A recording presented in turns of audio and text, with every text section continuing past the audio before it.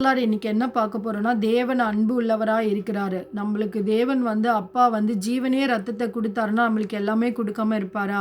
கண்டிப்பா ஒரு நல்ல லைஃப் பார்ட்னர குடுப்பாரு, வீட்ட குடுப்பாரு, நம்மளுக்கு சுகத்த குடுப்பாரு, நம்ம வெட்கப்பட்டு போக மாட்டோம். பரலோக வாழ்வையும் குடுப்பாரு, நித்திய வாழ்வ நம்மளுக்கு தருவாரு. எல்லா நன்மைகளையும் ஆண்டவர் நம்மளுக்கு குடுப்பாரு அப்பா. நம்மளுக்கு ஒரு அப்பா இப்போ நம்மளோட சொந்த அப்பா, அம்மா இருக்கிறாங்க. பொல்லாத பெற்றோர் நீங்களே உங்க பிள்ளைகளுக்கு நல்ல ஈவுகளை கொடுத்திருக்க அறிந்திருக்கும்போது, உன் பரம தகப்பன் தம்மிடத்தில அவர் அன்பு கூறுகிறவர்களுக்கு நன்மையை கொடுக்காமல் இருப்பாரா? அவர் நம்மள சோதிக்கல. நம்ப தான் அவனவன் தன் தன் பாவத்தில இச்சுண்டு அவன் அவன் தான் சோதிக்கப்படுறாருன்னு சொல்லிட்டு தான் ஆண்டவர் சொல்றாரு. அவர் தேவன் அன்பா இருக்கிறதுனால ஜீவன ரத்தத்த குடுத்தாரு. நான் உனக்கு ஒரு வியாதிய குடுத்து, கஷ்டத்த குடுத்து, விபத்த குடுத்து நான் உன்ன சரியாக்குற தேவன் அப்படி கிடையாது ஆண்டவரு. நம்மளுக்கு அடிமைத்தன ஆவி இருந்தாலும், அந்த அடிமைத்தனத்தில மெய்யாகவே குமாரன் விடுதலையாக்கினால் விடுதலையாவோம் என்று வேதவசனம் சொல்லுது. அதனால ஆண்டவர் கட்டாயமா நம்மளுக்கு ஒரு விடுதலைய குடுப்பாரு. நம்ம தேவன் எல்லா நன்மைகளும் நம்மளுக்கு தருவார். அதனால தான் எல்லாம் சிலுவையில அவர் செஞ்சு முடிச்சிட்டாரு. எனக்காக கர்த்தர் யாவையும் செய்து முடித்து விட்டார் அப்படின்னு சொல்லிட்டு சொல்றாரு. அதனால சிலுவையில தேவன் எல்லாவற்றையும் நம்மளுக்கு செய்து முடிச்சிட்டாரு.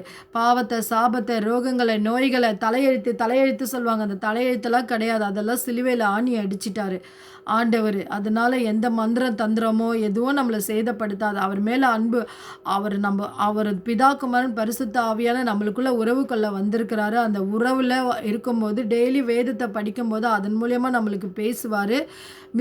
உடனே நம்ம ரட்சிக்கப்பட்ட உடனே அப்படியே இயேசுவை போல உடனே மாற முடியாது. நாளுக்கு அந்த வேதத்த படிக்க வாரத்துல இருந்த சபைக்கு போகும்போது அங்க பேசப்படுகிற சத்தியத்தை கேட்க ஆனா சரியான சத்தியத்தை அறியணும். சத்தியத்தை அறிவீர்கள், அந்த சத்தியம் விடுதலை ஆக்கும் அப்படின்னு சொல்றாரு. அந்த சரியான சத்தியம் நம்மளுக்கு விசுவாசம் மெயின். உன்னுடைய விசுவாசம் தான் உலகத்தை ஜெயிக்கிற ஜெயம் அப்படின்னு சொல்றாரு.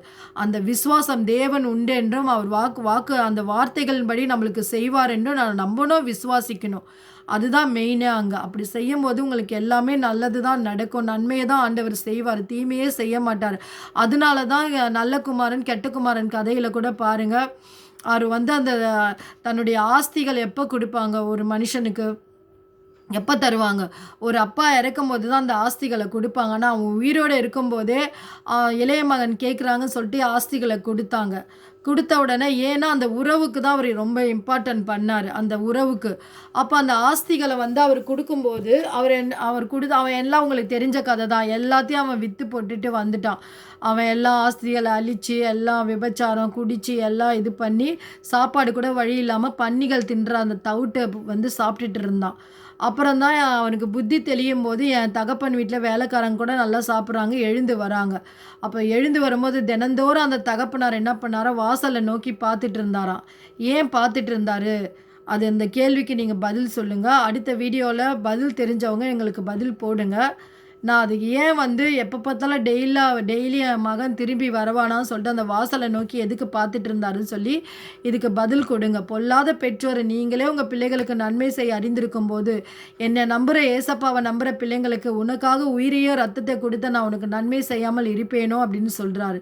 ஆண்டவர் நன்மையை செய்வார். இந்த கொஸ்டினுக்கு எனக்கு பதில் சொல்லுங்கள். ஏன் தினமும் தன் மகன் வருவானோ சொல்லி டெய்லியும் அந்த தகப்பனார் வாசலில் பார்த்துட்டு இருந்தாரோ அந்த பதில் எனக்கு சொல்லுங்கள். ஆமேன்.